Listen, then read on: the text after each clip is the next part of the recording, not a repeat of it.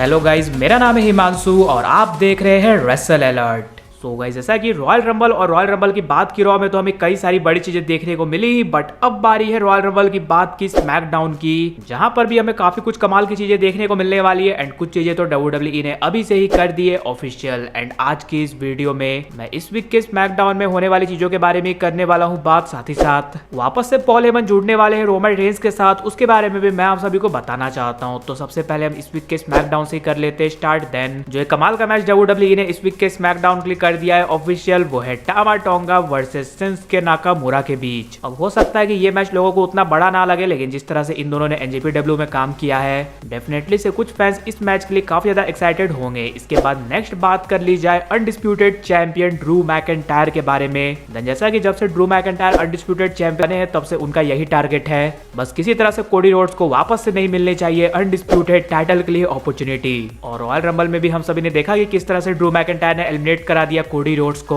सो ये बात साफ है कि इनका मैच होने जरूर से वाला है। और इस वीक के स्मैकडाउन में कोडी रोड्स काफी ज्यादा गुस्से में आने वाले हैं और उन्हें डायरेक्टली अपॉर्चुनिटी तो नहीं मिलते हुए दिख सकती अनडिस्प्यूटेड टाइटल के लिए, इसलिए वो अनाउंस करते हुए दिख सकते हैं कि इस चीज के लिए वो अपना रास्ता बनाने वाले हैं एलिमिनेशन चैम्बर मैच से।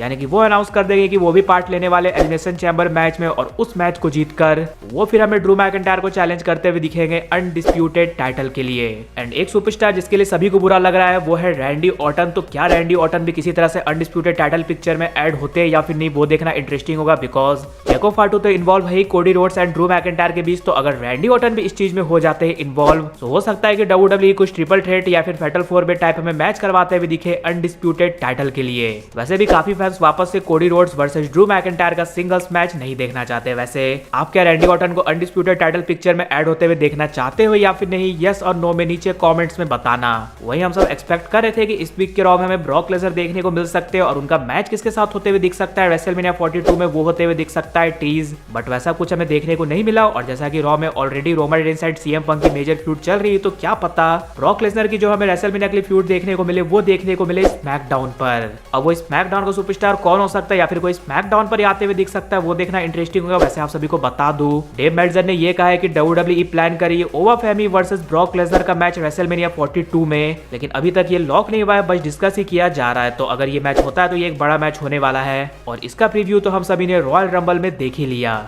सो इसलिए अगर इस वीक के स्मैकडाउन में लेसनर नहीं आते हैं तो ये बात साफ है कि वो सीधा एलिमिनेशन चैम्बर या फिर उसके बाद की रॉ एंड स्मैकडाउन में हमें देखने को मिल सकते हैं। वहीं इस वीक के स्मैकडाउन के बारे में तो हम सभी ने बात कर लिया, फाइनली बात कर ली जाए कि क्या वापस से हमें पॉल हेमन जुड़ते हुए दिखने वाले हैं रोमन रेंस के साथ। सो जैसा कि अभी जिस तरह से रोमन रेंस की बुकिंग हो रही है वो लोगों को देखकर काफी ज्यादा पसंद आ रहा है एंड लोग यही चाहते हैं कि ये मोमेंटम उनका कंटिन्यू रहे और वापस से हमें उनका एक काफी कमाल का टाइटल रेन देखने को मिले। और आप सभी को पता है रोमन रेंस के टाइटल रेन को स्पेशल बनाने में जिस बंदे का हाथ था वो थे पॉल हेमन। सो वापस से जब रोमन रेंस टॉप पर पहुंचना चाहते हैं तो क्या पता फिर से हमें पॉल हेमन उनके साथ जुड़ते हुए दिखे।